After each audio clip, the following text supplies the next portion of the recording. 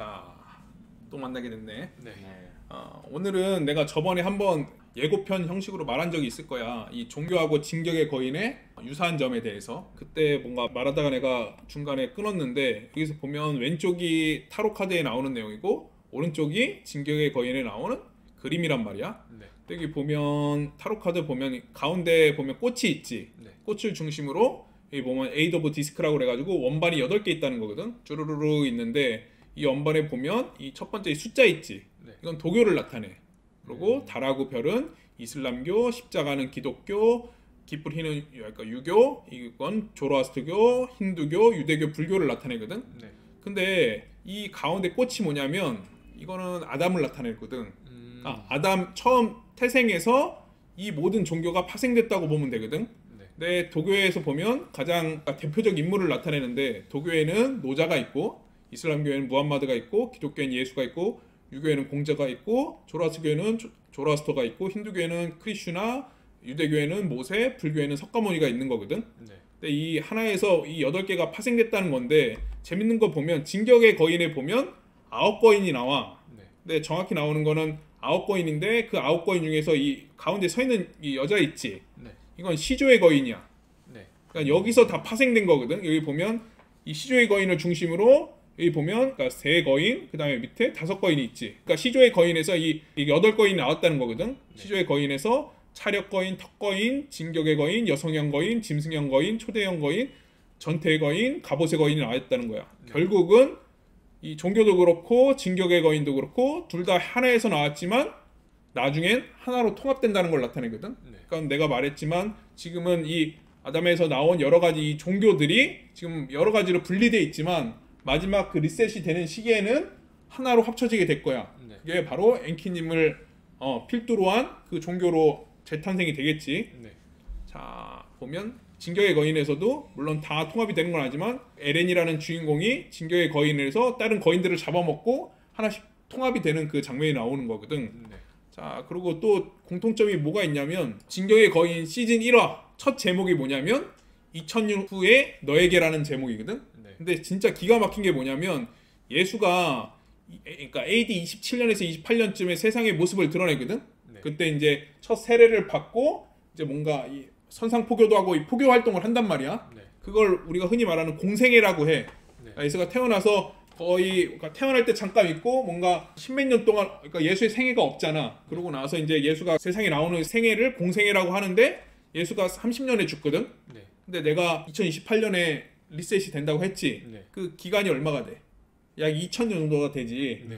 근데 중요한 건 내가 얘기했잖아. 진격의 거인 이거 찾아보면 알겠지만 제목이 2000년 후에 너에게라고 그랬지. 네. 그러니까 이게 그거랑 연관이 있는 거야. 네. 그러고 보면 성경의 아마겟돈 그러니까 마지막 최후의 전쟁이 진격의 거인에서는 그 마지막에 그 땅울림, 땅고르기라고 그래가지고 에렌이 크게 뭔가 세상을 이렇게 짓밟는 장면이 나오거든. 그래서 뭔가 평탄화시키거나 세상을 리셋시키는 그 행위를 해. 그러니까 이게 그거랑 같은 내용이라고 보면 돼. 네. 그리고 진격의 거인 첫 판을 보면 첫 장면이 그 주인공이 그 나무에서 꿈을 꾸면서 이제 울면서 일어나는 장면이 나오거든. 네. 근데 진격의 거인 마지막 판을 보면 주인공이 죽고 옆에서 여자 주인공이 그러니까 에렌을 추모하면서 장면이 끝나거든. 그러니까 한마디로 이것도 그러니까 수미상관이지. 첫 시작의 장면과 끝 장면이 같잖아. 네. 근데 내가 성경에서도 말했듯이 나는 알파의 오메가라고 그랬잖아. 네. 그것도 여기서 차용하고 온 거라고 보면 돼. 네. 그러니까 한마디로 전에도 얘기했지만 분명히 크리스토퍼 놀란 감독도 그렇고 이걸 만든 이 감독도 뭔가를 알고 있거나 최소한 성경을 기반으로 만든 애니메이션이라는 거지. 뭐 수많은 좋은 애니메이션들이 많잖아. 네. 뭐 뭘 좋아하지? 무슨 애니메이션? 나루토, 나루토. 강철의 그래, 강철. 너는? 저도 비슷하게. 비슷하지. 근데 나도 그래. 근데 중요한 건 솔직히 나는 이 진격을 제일 높게 평가하는 이유가 뭐냐면 이거는 내가 관심이 있어하는 성경을 기반으로 한 것기도 하지만 미래에 있을 그 리셋에 대한 거를 예고하거나 예언한 그런 애니메이션이기도 하거든. 그러니까 사람들이 이 진격 거를 되게 높게 평가하는 이유가 이 부분은 몰라서 그렇지만 이 부분이랑 연관이 분명히 있을 거야. 네. 그리고 여기서 보면 거기서 보면 또 이 애니메이션에 나오는 것 중에 하나가 뭐냐면 좌표라는 게 나와. 네. 그러니까 좌표가 길이라고 표현이 되는데 내가 저번 시간에도 얘기했듯이 이 길은 도라고 했잖아. 네. 도는 그 하나님 엔키님을 나타내고 그러니까 여기서 보면 기억을 떠올리는 엘렌의 설명에 따르면 유미르의 백성은 모두 보이지 않는 무언가로 이루어져 있고 어떤 계승자는 길을 목격했으며 이 길이라는 것은 시간과 공간을 초월한다고 한다. 통상적인 눈으로 보이지 않는 길을 통하여 거인의 신체를 이루는 피나 뼈가 전해지고 때로는 기억이나 의지도 이 길을 통해서 나온다고 했지. 내가 맨날 하는 말이 그 생명의 책에 이름 적힌 사람은 이 내용을 이해하거나 이걸 따르게 될 거라고 했잖아. 그게 여기서 말한 그 생명의 책에 이름 적힌 사람이 바로 이 유미르의 백성이랑 같은 일맥상통한다고 보면 돼. 그러니까 거기에서 그 좌표 길, 그 도로 다 연결돼 있고 이러한 길이 한 곳으로 모이는 교차점이 존재하는데 이것이 바로 좌표이다. 좌표를 다룰 수 있는 권한은 시조의 거인 계승자에게만 있으며 시조의 거인은 모든 유미르의 백성의 정신과 기억을 지배할 수 있고 모든 거인을 통제할 수 있다. 하지만 모든 시조의 거인의 계승자가 이러한 능력을 쓸 수 있는 것은 아니다. 왕가의 피인 프리츠 왕가만이 시조의 거인을 계승했을 때 좌표를 사용할 수 있다 나왔지? 이게 뭐냐면 한마디로 말하면 좌표의 능력을 쓸 수 있는 거, 그러니까 시조의 거인의 계승자가 내가 전에 말한 정도령인 거고 메시아인 거야. 그러니까 이걸 통해서 그 유미르의 백성들을 한 곳으로 모으는 걸 나타내는 거지.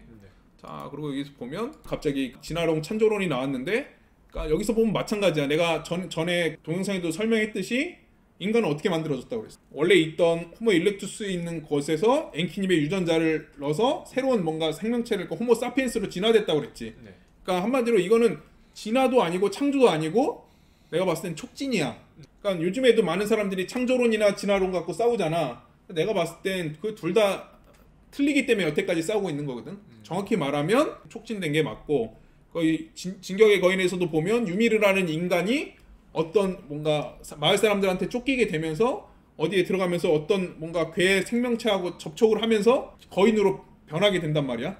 그러니까 이것도 인간이 창조된 거랑 같은 이치라고 볼 수가 있어. 보면 진격의 거인의 에르디아인이라고 나오는데, 네, 거기서 그러니까 마레인들한테 핍박을 받고 여러 세계에서 핍박을 받는단 말이야. 근데 그게 왜 그러냐면 이 에르디아인들은 피 속에 거인의 피를 갖고 있기 때문에 그래. 그러니까 유미르의 백성이 에르디아인이라고 보면 돼. 내가 전에도 설명했듯이 한국인이랑 이스라엘인들은 내가 천손민족이라고 했잖아. 그러니까 엔키님한테 선택받은 민족이고, 그래서 우리 민족도 그렇고 이스라엘 민족도 그렇고 그러니까 세계사적으로 봤을 때 되게 뭔가 핍박을 받고 뭔가 여러 고난을 겪었지. 근데 신기한 게 그러면서도 끝까지 살아남고 뭔가 부를 이루거나 아니면 문화적으로 이루거나 뭔가 나라가 부국해졌지. 그거랑 같은 애니메이션 그거랑 같은 이치라고 보면 돼. 혹시 이 노래 들어봤는지 모르겠지만 내가 되게 좋아하는 애니메이션 노래인데 진격의 거인 2기 오프닝이 나오는 거거든. 나중에 기회가 되면 꼭 들어봐봐. 심장을 바쳐라라는 노래인데 여기 보면 그 노래 그 가사 중에 인류의 최악의 날은 언제나 갑자기 라는 그 가사가 나와. 이게 뭐냐면 내가 성경이랑 같이 매치시켜 보면 마태복음 24장 보면 모든 마지막 날이 도둑처럼 오리니 깨어 있으라는 말이 나오거든. 똑같은 말이지. 인류의 최악의 날은 갑자기 온다는 거고 도둑처럼 온다는 말도 갑자기 오기 때문에 깨어 있어서 준비하라는 내용이야. 그리고 여기 보면 또 가사 중에 문을 두드리는 소리 끊이질 않고 계속하여 끔찍했고라는 대사가 나오지.